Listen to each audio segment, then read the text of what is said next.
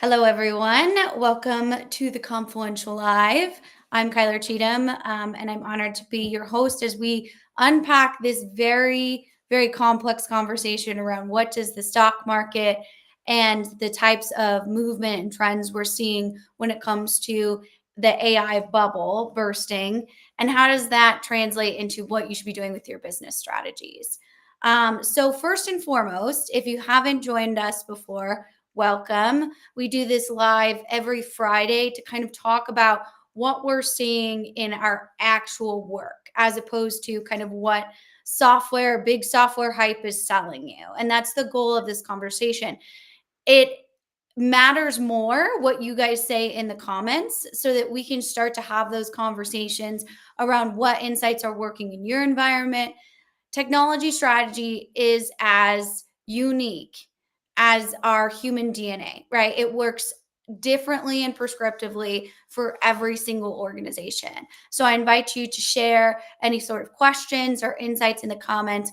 The important mission of this live stream is to come together as a community and start to share things that, traditionally have been hidden under the underbelly of the software world, right? We can't talk about it. So with that, I am joined by my friend and colleague, Dan Krug, who's a partner here at the Confluential.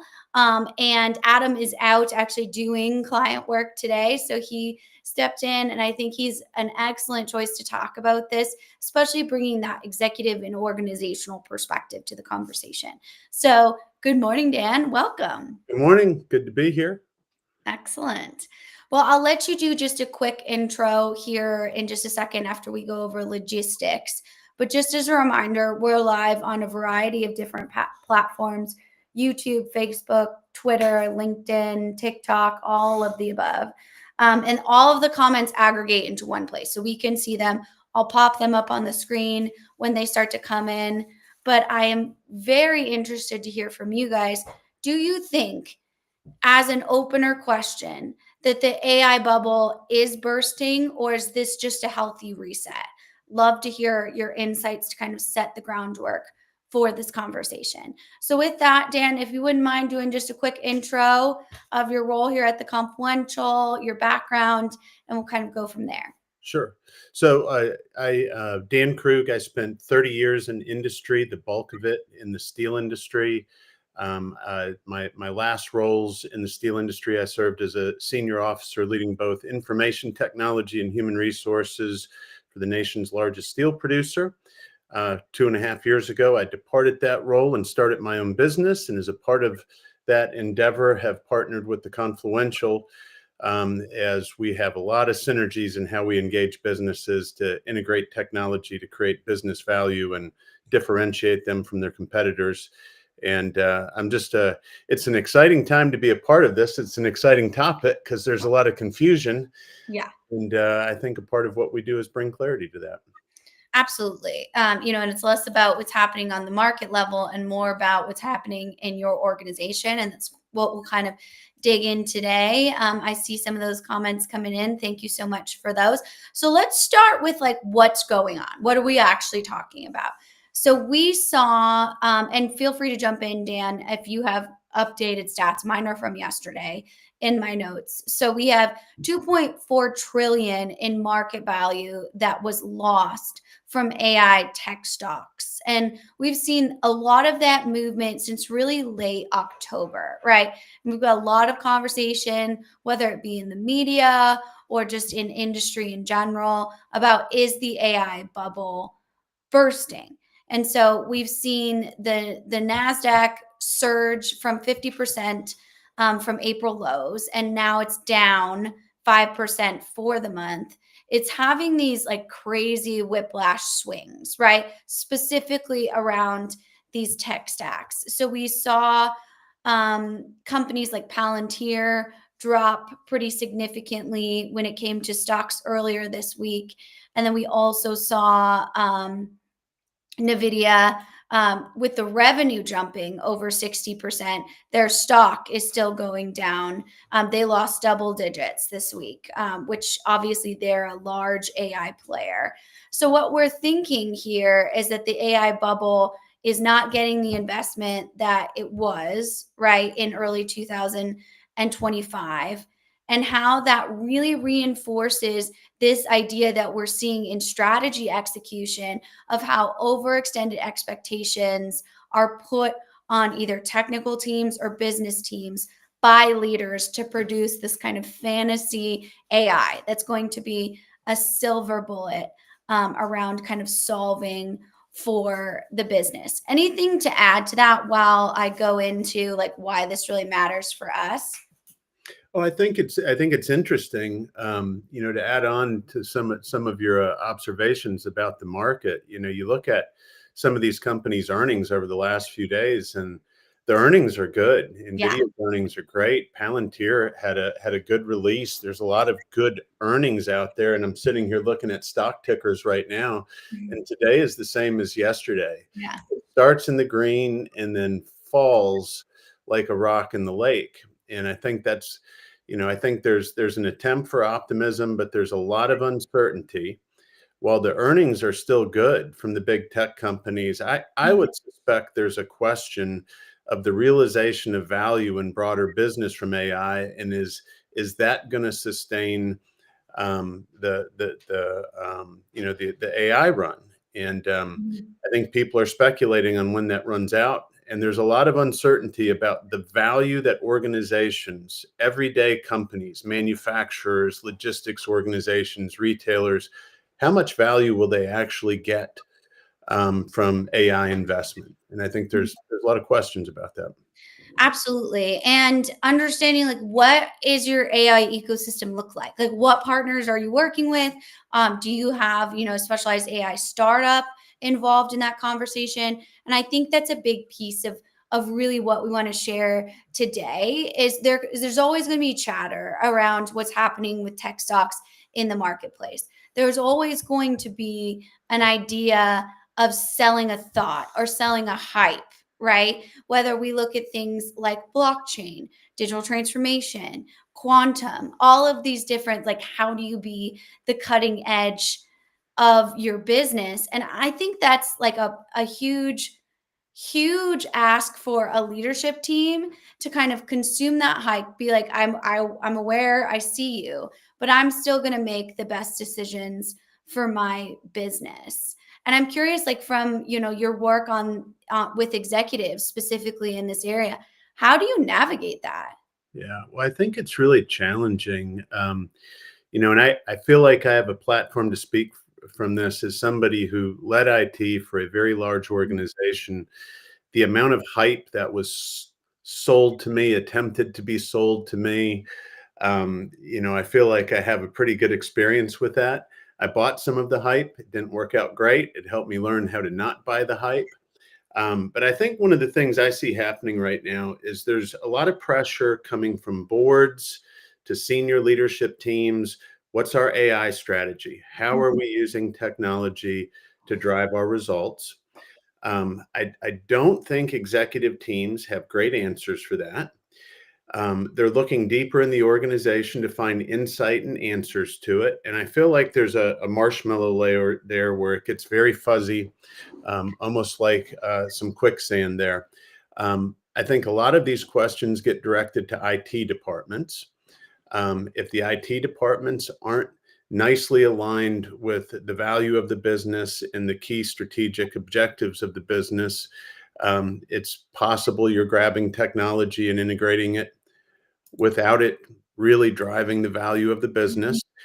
If you're asking your operating leaders the questions around AI and driving business value, I don't think they really understand the potential, Mhm. the tools and the applications that can integrate into their processes and workflows that will help them get better. So there's like this triangulated disconnect that's occurring between boards and executive teams, IT departments, mid-level operating leaders that's not getting resolved. Yeah. I think there's a lot of PowerPoint presentations going to boards that say things that ultimately don't lead to tech integrations that do anything to drive value in the business. Absolutely. And so I guess picking up on that thread, how do we address that, right? what does that start with the board? Does that start with the executive team? Does that start with the, the actual execution team?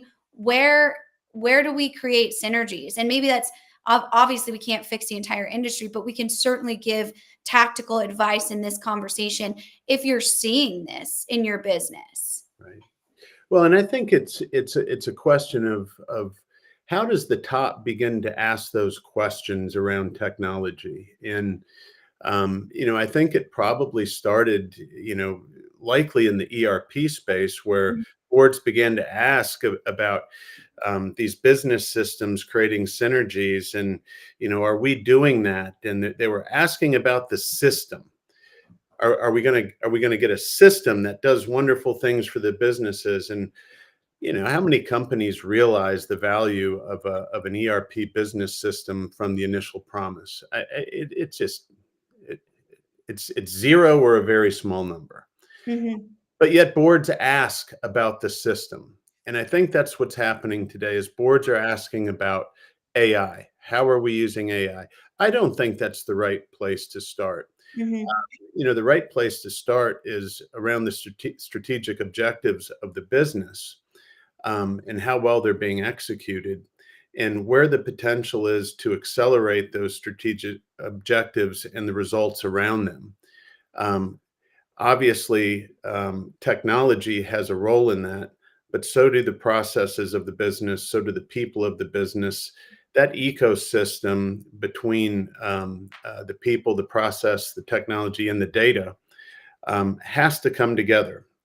And I think that's the piece that's missing. So if I'm a board member and the companies that I advise, I am not asking about AI strategy, Mm-hmm. asking about the technology strategy. I'm asking about the business objectives and what we're doing. And I am interested in how technology fits into that. That helps me better understand the pieces that are missing in the ecosystem to help the organization make better decisions at the execution layer. Absolutely. And I think you are a great board member. And so what would you do if that's not what your board is doing, right? Like what is your circle of influence? Obviously, if we're totally misaligned as an organization, and you're in charge of that execution, it might be time to think about exiting the organization. I say that all the time, right? We have this weird kind of thought about loyalty. But if you are in a place to create change, a CIO or something like that, where you can kind of turn the board's head to say, it's less about what AI is doing in the marketplace and more about how we leverage that innovation as a company and the clear understanding of what that execution looks like. Yeah. So, that's a big question, but I'll start at a high level. I think, um, in boardrooms and executive rooms, that's where strategy unfolds, and that's the primary purpose of those spaces. But as strategy is formed and communicated, it does need to be executed. Mm-hmm. Um, as a person who's worked in large organizations, I don't think people can underestimate the complexity Mm-hmm. involved with executing, just an incremental change to an existing strategy. But then you talk about shifting a strategy, which every business has to face at some point. It's remarkably complex. It is remarkably complex. I like to ask the question of organizations, how would you describe your execution methodology? Mm-hmm. What is it that defines how you get things done?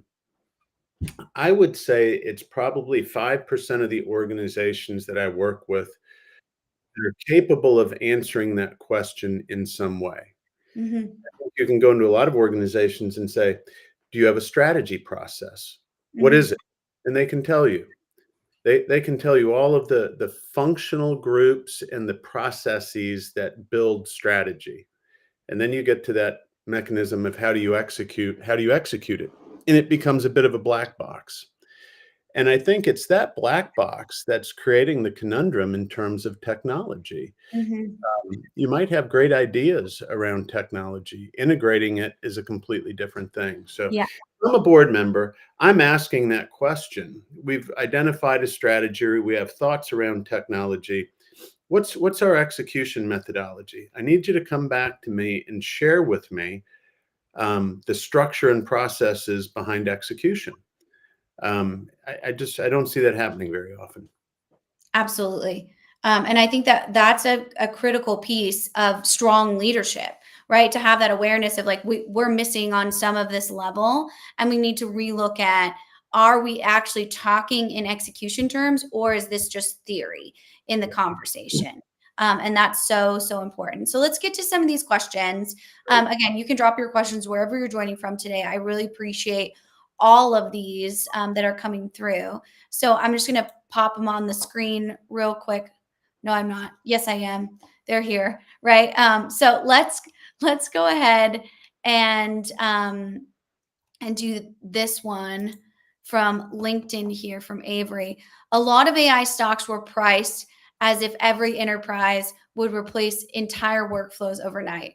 When revenue shows up slower because enterprise cycles are slow, stocks correct, even if an adoption is quietly compounding inside the company. Would you agree with this assessment, and what would you add? Wow. Okay. Um, yeah, and I do think there has been optimistic pricing for sure. I don't think there's any doubt that there's certain companies out there with optimistic pricing. I think the question I would have is how many cases is there where adoption is quietly compounding inside of companies? I think that's the piece to Avery's question that people are really contemplating and trying to understand. My feeling is at the moment there are not a bundle of companies where it's quietly compounding. Mm-hmm. There's a lot of companies where it's quietly churning and Mm-hmm. people are thinking. And the data and the things that I've read suggest that the search for answers outweighs the integration of answers right now. Mm-hmm.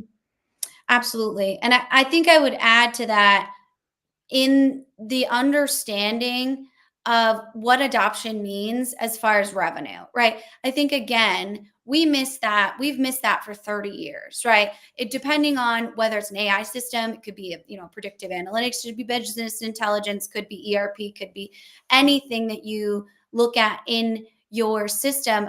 We still have leaders that just assume employees want it and assume they want to use it. And that's a big miss when it comes to understanding this marshmallow layer, right, between strategic execution.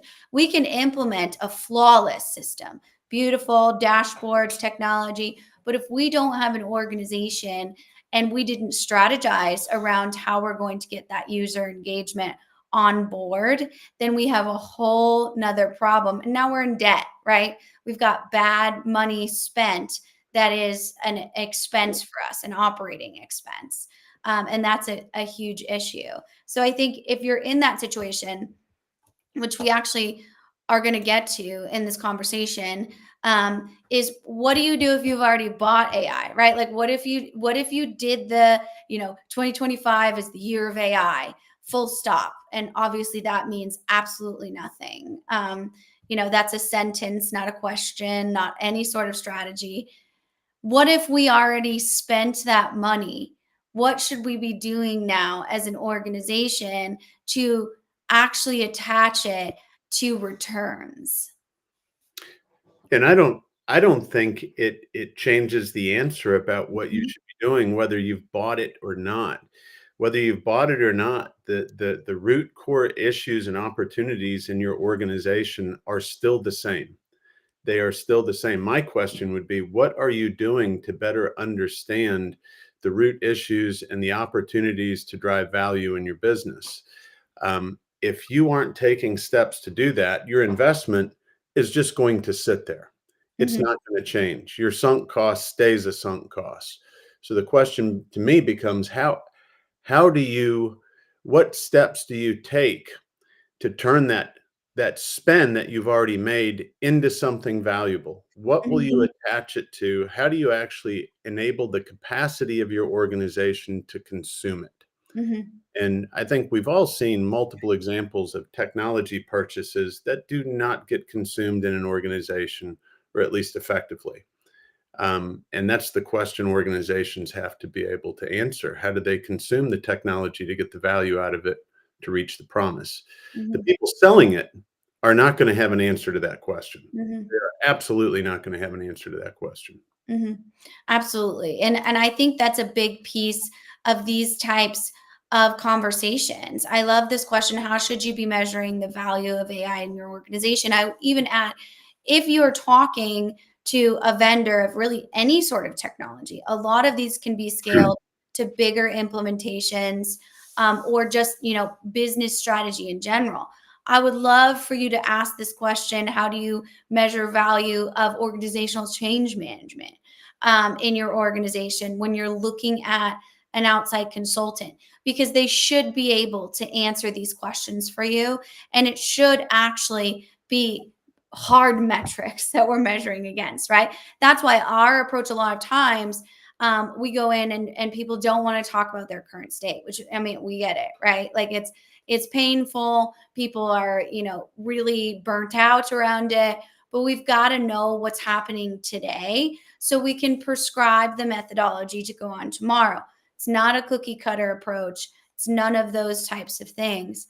And I think that's a big piece of the missing link between being sold something, it dropped on you, and then ultimately having to decide, how is this actually creating good value in your organization?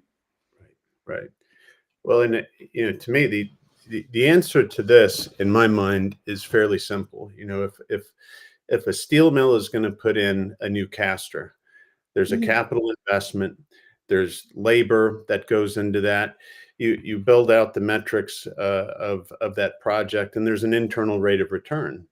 And Mhm. you calculate that internal rate of return before you make the investment. You revisit it after you've integrated it to see if you've actually hit your targets. So, does that happen as frequently with the type of technologies that we're talking about? Mhm. Oftentimes it does not, because it's less understood by the executive team and the people integrating it as it relates to the business value. When you put that caster in, you're making assumptions about the types of products that you can make, the quality improvements that you would make. You're making assumptions about how you will operate in the future that generate those numbers around an internal rate of return. Whether Mhm. it's an investment in AI or whether it's an investment in changing your execution strategy, and going through a change intelligence process to generate different results in your business, in my mind, it's no different. Mhm. There's money involved with those changes. There are people and labor involved with those changes. Those things should be quantified, and there should be expected results in terms of how you drive value in your business. You Mhm. can create an internal rate of return on an AI project just the same as a piece of capital equipment. You can Mhm. create an internal rate of return on a change project that reshapes processes and behavior in your organization to get a different result. You can do those things in the same way, but I don't see them as frequently if it's not a capital equipment purchase. Yeah. Yeah. With CapEx versus OpEx, right?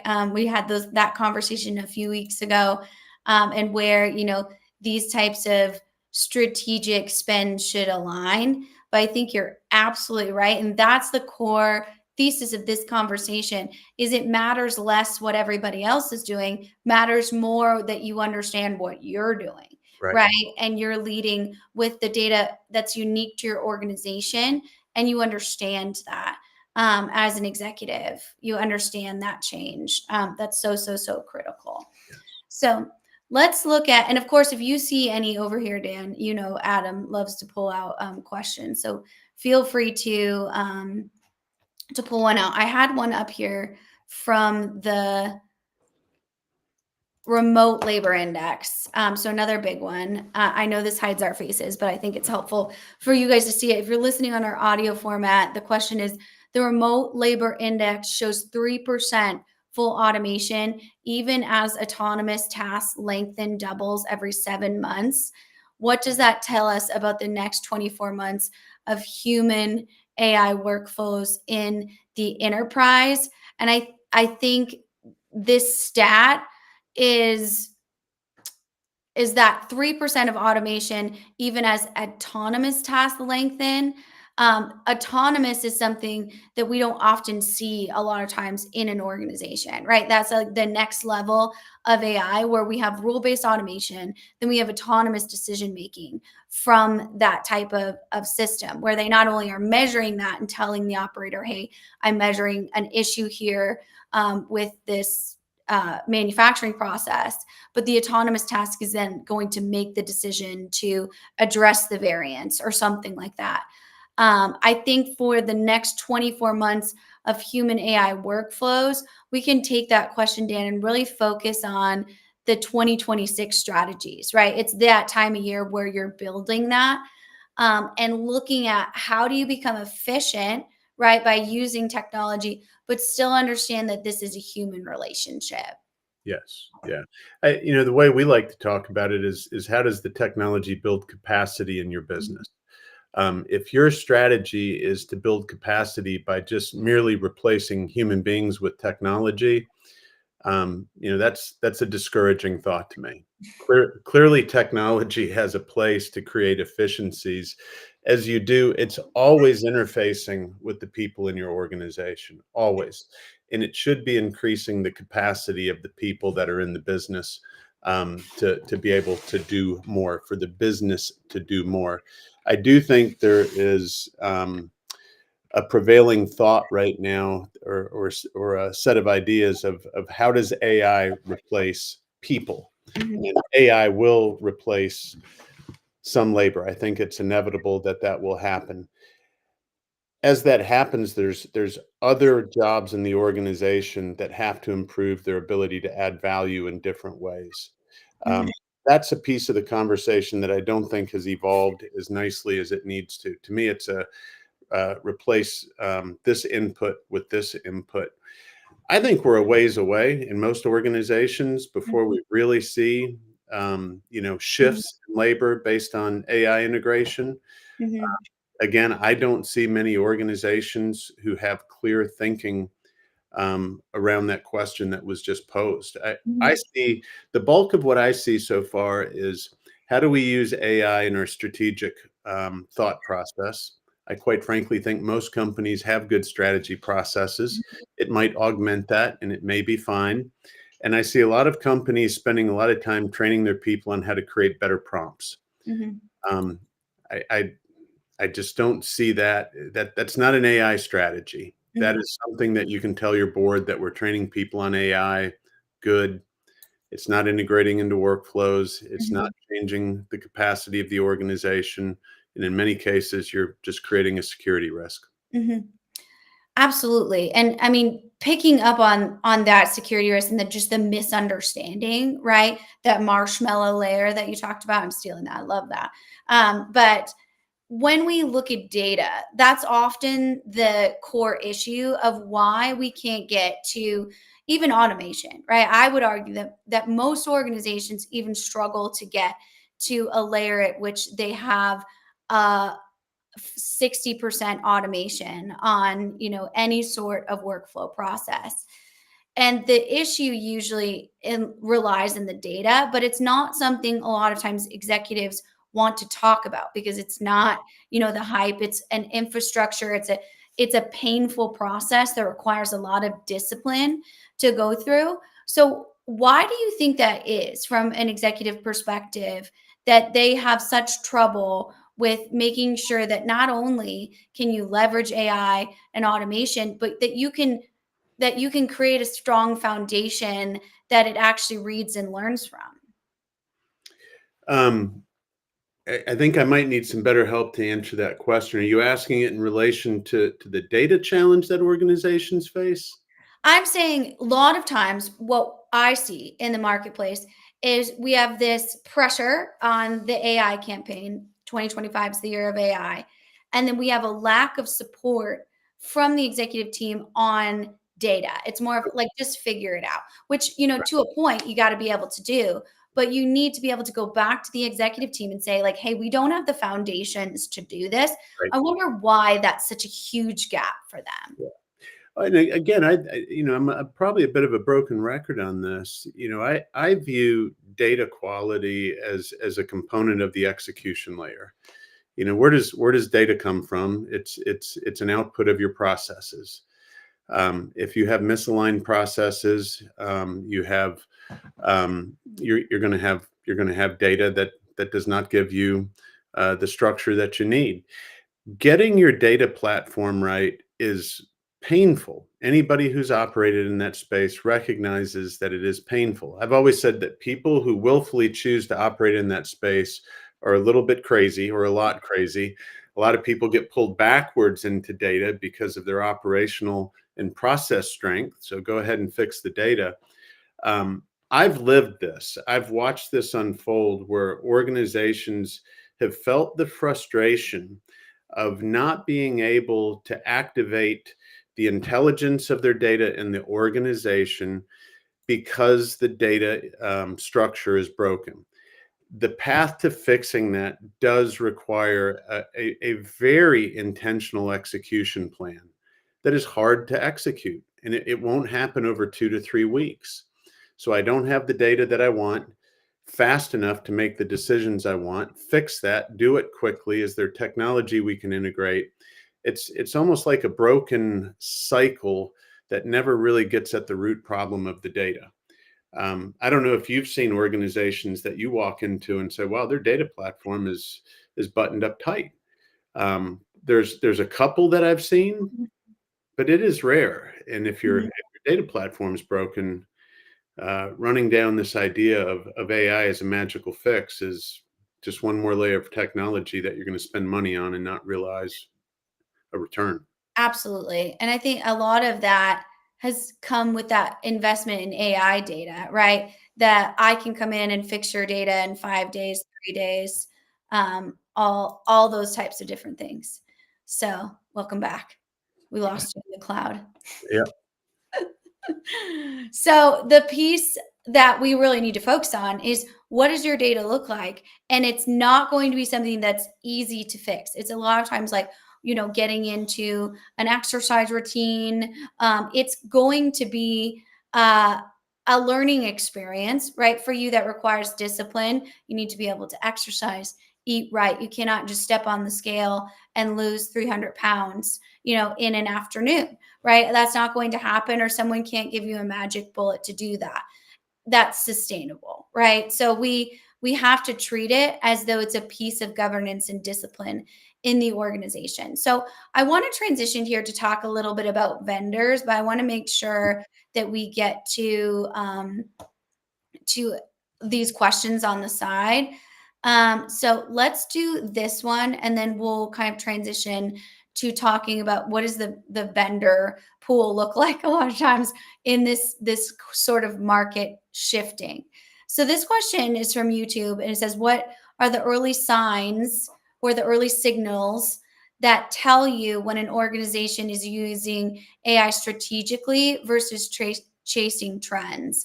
And I'll let you answer first, Dan, and then I'll kind of come in and add any color I have. So there's a question I love to ask at multiple levels of an organization. It's what's the value that's meaningful to your customers that's better or different than your competitors? Um, Mhm. and it's, again, pretty striking how few organizations can answer that tightly.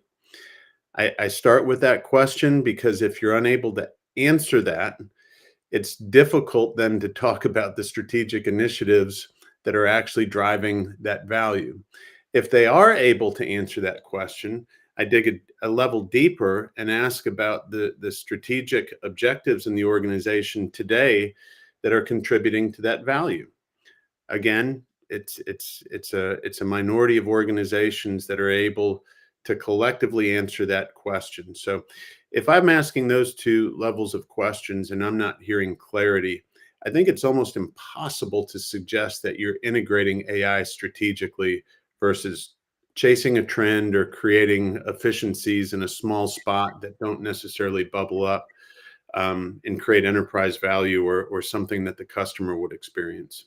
Absolutely. Can you say the question again so we have it twice that you What, asked? what early signals tell you when an organization is using AI strategically versus chasing trends? No, the question you ask organizations Oh, that they I'm need to do. sorry. No, you're good. You're good. I'm sorry. So the first question I ask, and I ask this of all clients, and I don't just necessarily come out and blurt it out. It's something that I sometimes ask in pieces in multiple conversations. But what I'm after is, what value do you provide that's meaningful to your customer that is better or different than your competitor? Mhm, It's the definition of competitive advantage. And I find that if organizations are not aligned around the key driver of competitive advantage in their business, that tells me that there's likely something either wrong with the strategy process, how it gets communicated, and how mhm, functional departments in an organization align to it. And it can be any of those things. Um, if they are aligned on that, I then begin to ask about the key strategic objectives in the organization that are driving value around that differentiator. mhm, If they're able to answer that, chances are good they have thought through how technology and process and people come together. But that is the exception rather than the rule. mm, How often do you walk into a company that's, this is, we'll go back a decade or two, but it's the same today around AI. You walk into a company putting an ERP in and you say, why are you doing this? Well, our old system is outdated. Okay. That's that's not a strategic reason why to do it, and that tells me nothing about the value that you're gonna get out of it. mhm. That's the most standard reason you hear. Mhm. Absolutely. Okay, that's our homework, my friends, for next week. We will ask you question one, what's that value meaning to your customer and how are you different than your competitors?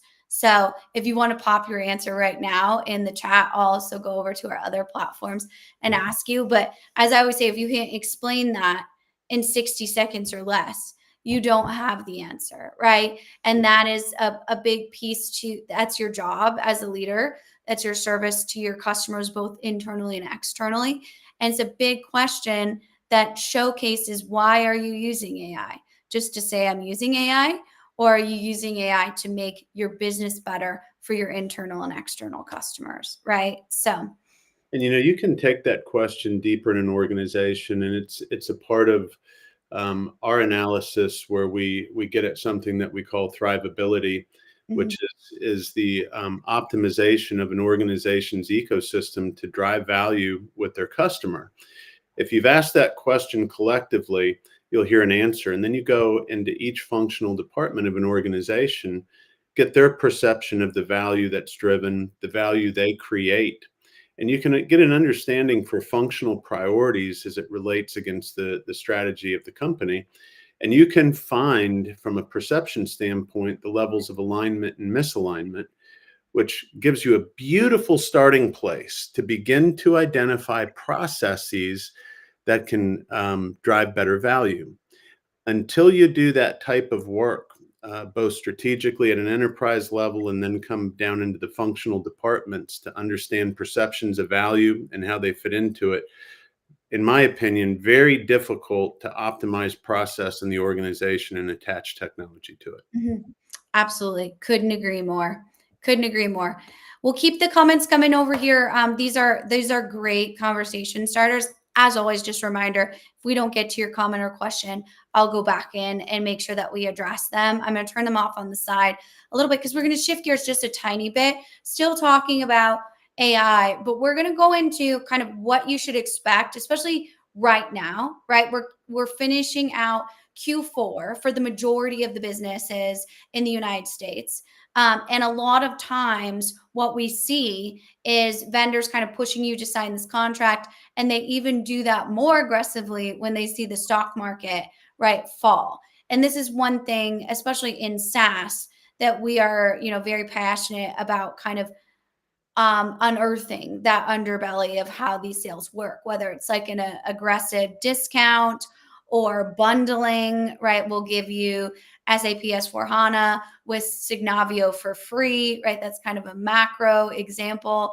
But we need to be able to keep our wits about us and decide what's the best for our business, not be rushed to these types of decisions, especially from AI vendors. So I'd love to hear kind of what you guys have seen vendors in the marketplace doing, right, to kind of address this type of industry pressure. And I'll go to you first, Dan, and see if we can't have a conversation collectively. Yeah. I'd love to see vendors spend as much time thinking through the problems to be solved in business versus standing up a storefront and a story to get people to buy their product. And I recognize you have to create awareness, you have to pull people in, but I see probably mismatch efforts in terms of pulling people in and then delivering. One of the things I always like to do with vendors is look at their background. Have Mhm. have they ever worked in an environment where they had to kind of consume the product that they're selling? Mhm. What success did they have with it? Frequently, the people selling have jumped from different roles very, very frequently and haven't even seen the technology they've sold successfully integrated into the organizations they've sold them to. Mhm. I like to flip the questions to the vendors too and ask them, what do you perceive the value is that we create? And how does your product help that? Mhm. Help me understand when you look at our organization, how your solution can fit into our workflows and processes that would roll up to value. And it's you rarely hear people able to answer those questions or willing to dig in to understand deep enough to help you understand how their product fits a potential need that you would have. They have a predetermined solution that they want your problem to fit into. Absolutely. And I think understanding that experience is so, so critical. I know Adam always talks about, the fancy logos on their PowerPoint slides, speaking of PowerPoints, right? And understanding, are those customers even on your version, right? Are those customers from 30 years ago and they just bring brand recognition to this conversation? And do you know what they're doing now with those systems? That's going to be a huge indicator to understanding what that type of customer relationship looks like, right? And that's going to be a huge piece to knowing if when your go live is going wrong, is in the red, right? What are they going to do? Right? What's their role in that conversation, right? Yeah. I just heard a big systems integrator talk about a client that they had, and they were, the client has a big name, and the integration was a colossal failure. And I was like, the tone deafness to hold that up is something that I was like, it didn't go well. It went really poorly. Yeah, I mean, the audacity Yeah. never ceases to amaze me, right? Like in those conversations, like, what do you mean? It Like was this a is train not wreck. right. Like this is not a good thing. Like I love it costs what it costs. It's like, what are you talking about? Like, Well, and there's another one recently available that become aware of where it is. I mean, the train is completely off the tracks. A recent go live, and Mhm. the integrator said, "Yeah, this is just how these go," Mm. and it's becoming standard. You sell the product and you expect it to go poorly, and I don't think that's acceptable, and I don't think people should accept that. Exactly, because I always talk about, and this is more kind of the TikTok crowd that loves to talk about this, but the only other business that blatantly lies to you in the sales process, and then all of a sudden they're like, "Yeah, we fired that guy that lied to you.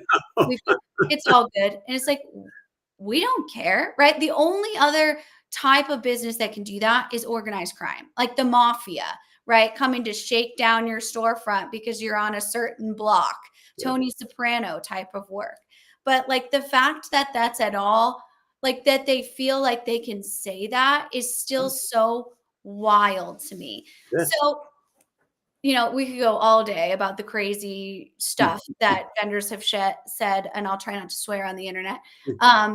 But what about the AI vendors, like right now? So, what are some things to make sure that we're setting ourselves up for success as a business when we're talking AI and we know there's some sort of crisis? And I'm just going to mute my mic because, of course, the Amazon man always shows up during these conversations. Dogs are upset. So, Um, I don't think, again, I don't think that dialogue changes that much. I think, AI brings very different potential into businesses than any other technology that we've seen. And I think AI right now is ready to have a significant impact if organizations figure out how to consume it properly. Um, I don't know that we've seen another period of time in industrial evolution where there is a tool so potentially powerful, with the opportunity to create efficiencies in so many different areas of business where people are so clueless of how to use it. So, I and the potential products and applications to workflows are endless right now. So, again, I'm a broken record here. It goes back to the strategic clarity of the value you provide and getting down to that execution layer. Where is there opportunity in your execution layer? And to me, then the technology vendors are like any other vendor. If you are looking to put capital equipment in a manufacturing facility, you get multiple bids from people who are providing similar products, who can talk about how that product integrates into the flow of your business. They actually have to sell you on how their capital equipment connects into the process flow of your business. They don't sell it as this standalone thing that you have to figure all of that out on your own. Why would it be any different from an investment in technology? Why would you not bring multiple people to the table and ask them to explore what you're trying to accomplish and how it integrates into your workflows? I think that is a necessary thing to do with the technology that is not getting done. If IT is purchasing it and they're purchasing it based on technology merits versus its integration into your workflows and environment, it's just another piece of technology. and I think to your point, like that level of integration in the modern business, right, is also like it's sold as this like you plug in a toaster, right? Like that is not how integrations work whatsoever, right? Never. They create a level of risk and failure points in your overall technology stack, not to mention huge risks when it comes to cybersecurity. Obviously, I mean, our average SAP client has over 300 integrations. They're Yes. not something that is avoidable in the modern business, but we also can't allow vendors to just say things like, oh, well, we can put an API on that, or like, we can integrate that. And we need approve it, right? Think about any other product you buy as a business. Would you ever have an acceptable business conversation with someone who cannot show you how their product works? I always like tell you guys to close your eyes and think about Shark Tank. What if you walked into the room at Shark Tank and had no product and couldn't explain how it worked and couldn't at all show that scenario because it's on the quote unquote roadmap? That's ridiculous. And that's how we need to treat these types of conversations when it comes to AI, right? Prove that it can work in my environment. Not so concerned with what you did with Target in '05, right? I'm more concerned of what you do with me today and what that support looks like. I think it's possible folks can get frustrated with how I'm oversimplifying this, but I keep going back to this analogy of a capital equipment integration versus technology. And Mhm. I think, earlier I talked about that triangulation as Mhm. technology gets integrated and that triangulation shows up in the marshmallow layer. If you think about how a piece of equipment gets integrated in a manufacturing setting, you get bids from several vendors. The people who are ultimately making the decision on the equipment are the people that will end up operating the equipment. It's the operators. And while they will get a firm to help them put the equipment in and get it moving, they're also participating in the installation of the equipment and the start. They're involved in the selection, they're involved in the approval process, they're involved in the training of their team. They're involved in connecting all of the pieces that make that process run. And I would challenge people to think about technology integrations in their organization. Does that go the same way? Is the operator who will actually consume the technology and their function involved in the decision? Are they involved in thinking through the process changes, how they will train their people, how they will extract the value and justify the return? I don't see that happening. It works with capital equipment. They're responsible for it. It's their equipment. The technology should be their equipment as well. If a third party, whether it's a different department or a vendor, or whoever is responsible for that, and it's a plug and play, like you said, it's not going to work. And yeah, Absolutely. and we have we're on the precipice of an incredible opportunity to create um, incredible efficiencies through the innovation of AI. Um, and I would have hoped that the advent of business systems triangulate people, process, and technology. Um, I don't think the learning has been as great as what we would have liked to have seen. Absolutely. And I think that's such a healthy way to look at it. I just want more businesses to look at it that way. And I Yeah. think even like the simple stupid approach sometimes is really helpful because the complexity that comes with software, the anxiety around not knowing how new technology works, it being expensive and having that price tag. I love this comment from Avery. Just because that's how things are doesn't mean that's good, No, right?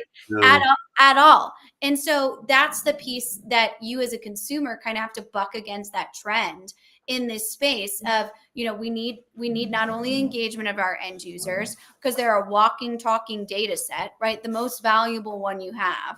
And then also we need to understand that there's expectations to us as a buyer, especially when we're in a marketplace where we might have AI vendors or bigger vendors that have invested a lot in AI. I think the Meta stock is a good kind of outline for this. It was down like 4% once it announced Meta AI, went down another 20, right?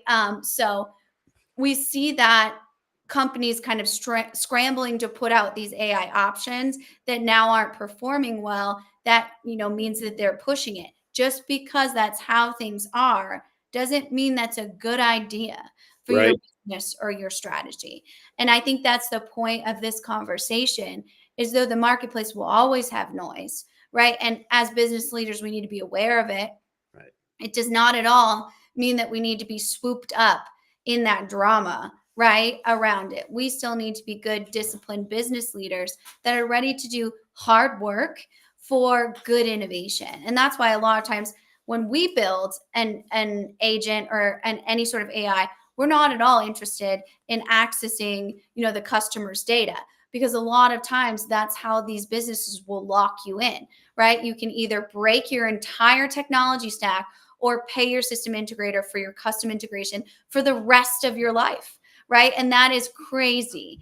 It The is. thing, the thing that we always build alongside, the point of a consultant is not to be in your business forever, right? It's for you to be able to either transition them to other partner places in the business where they add value, but for you to own your own AI strategy that's not going to be sold to your competitor 5 minutes after your system integrator built it, right? So, One thing I'll just pivot a little bit. I know we're about at the end of our time when we talk about how do we do a better job integrating these technologies. we talk a lot about change intelligence inside the Confluential, which is different than change management. And if you're integrating technology, chances are good there's some level of change that's unfolding in your organization. To me, one of the biggest red flags that I see in organizations is that they have this change management group that sits outside of either the project management office or the group of people responsible for integrating the change.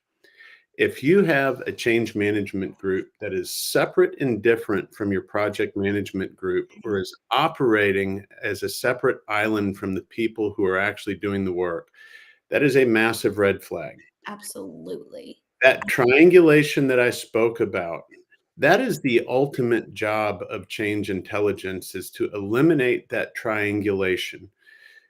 Change management is good at organizing communications and doing training. Change management does not eliminate that triangulation. Change intelligence eliminates that triangulation. Absolutely. I mean, well said. I feel like, I have 10 out of 10, no notes, nothing to add. That is just the way that a lot of times change management, especially change management consultants, can come in and do a whole lot of nothing for a big hourly price. And they, have great PowerPoints again. And there are some, great actors out there when it comes to change management, but it's a practice that has become so diluted as an HR function outside the PMO office that has really stopped adding a lot of value. And that's why, again, we're in an industry where people just think, oh, well, this is just a change management issue. It's like, no, with proper planning, this absolutely could have been avoided, as well as, not only the operational disruption, the dollars lost, but now you're dealing with a human being workforce that doesn't trust you anymore. And that is going to be the most expensive piece to try and earn back, right? But most change practitioners get good at change because they change firms and employers every 2 years. That's really how they get their practice. Absolutely. And I've added that to a lot of our thought leadership is Dan's recommendation of like asking those practitioners when you're interviewing them, how long is your average project? I think that's absolutely genius to kind of look through that type of lens, because if it's 8 weeks, right, then that's not someone we need to be working with, right? These are long, sustainable, often painful type of projects. Exactly. So with that, we are up against time today. Thank you so much, Dan, for joining us in this conversation. For all of our incredible comments here, thank you so much for engaging this conversation. That really is our mission here at the Confluential. It matters less what we say and more of like what we talk about as a community and what you guys bring to the table with your experience and thoughts as well. So we will see you at the same time next week to talk about, I don't even know what we're going to talk about, but we always post it beforehand, and you join that conversation. If you don't follow Dan or myself on a variety of different platforms, we're constantly having this conversation in our posts as well. I also invite you to come on over to our TikTok lives that we host 3 times a week, which are super fun to kind of see what people are experiencing just in the industry, especially in heavy manufacturing. So excellent. Well, thank you, Dan, for your time. Thank you to the audience, and we'll see you next week. Big